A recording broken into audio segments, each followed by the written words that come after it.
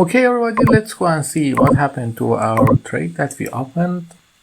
We are doing paper trading for now, but we are going to use money, and I think I'm going to record my videos from my tablet in the next videos.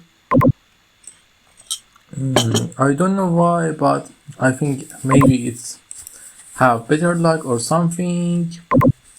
Okay, let's go to chart. We lost another time great money, I think.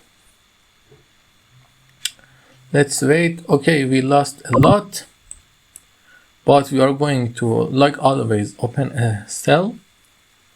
Let's go to the trade,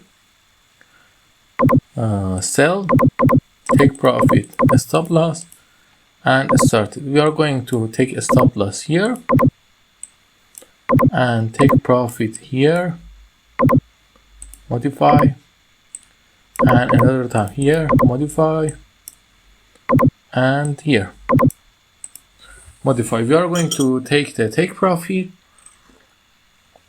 We are going in big. We are losing big or making big. We create this.